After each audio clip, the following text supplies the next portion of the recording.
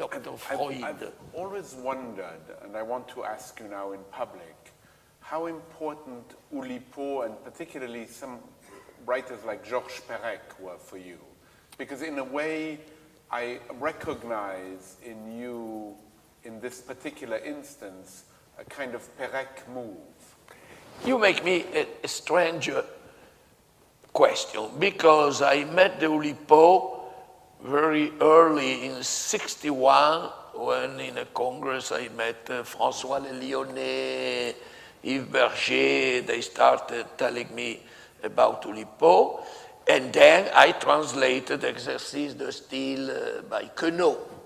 So I was really inside the Oulipo, and I was a good friend of Calvino, and Calvino was concerned with Oulipo, and so on. So I should say the last one I came across was just Perec, and just 2 days ago in Toronto, a friend of mine who has wasted a lot of his time in writing about me told me that he is on the verge of finishing a long essay in which he shows the continuous parallelism between my work and Perec.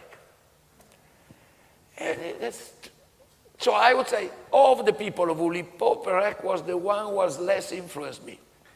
But it seems that, you know, there are also unconscious influence.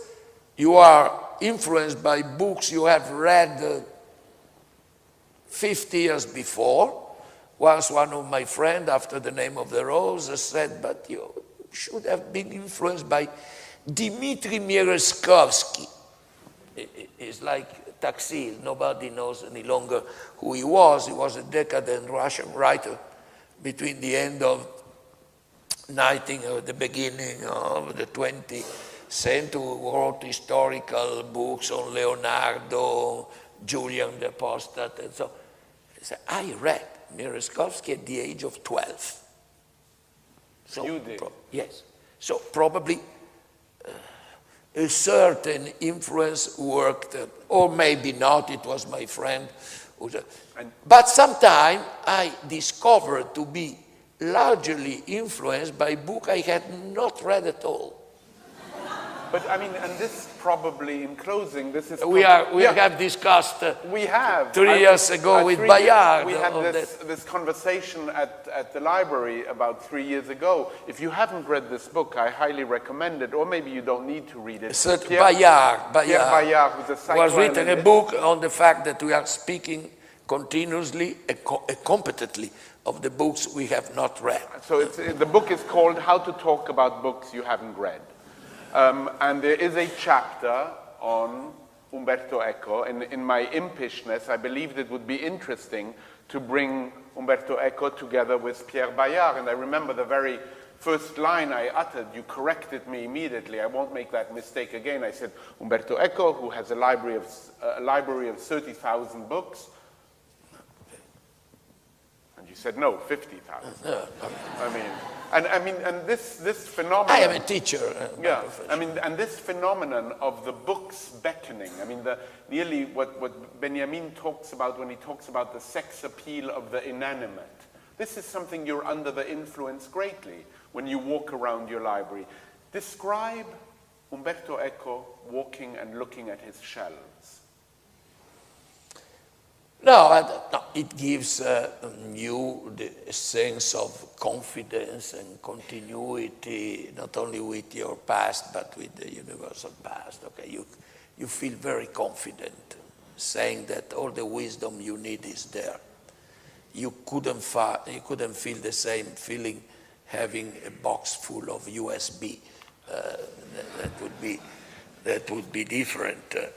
The same way in which it can be moving to find in your cellar the edition of Pinocchio you read at the age of 6 with your scribbles, the mark of your thumbs, and if you found the iPad or USB of Pinocchio, you didn't feel any emotion.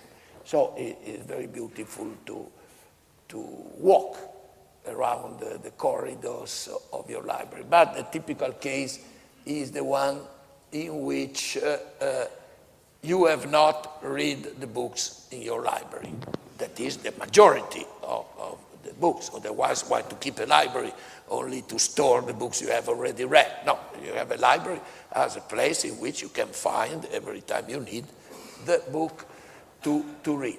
And it happens that certain books are looking at you for years and years with a sort of reproach, and you feel embarrassed and ashamed. And finally, after 30 years, you have that book on your shelf, you pick it up, you open it, start reading, and you discover that you knew perfectly what he was saying. Reasons. One is a little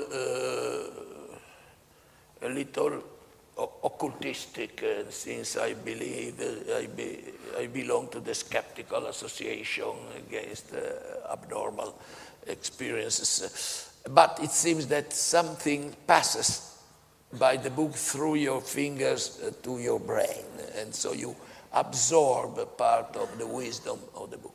The second one is that every time in 30 years you picked up the book, even though only for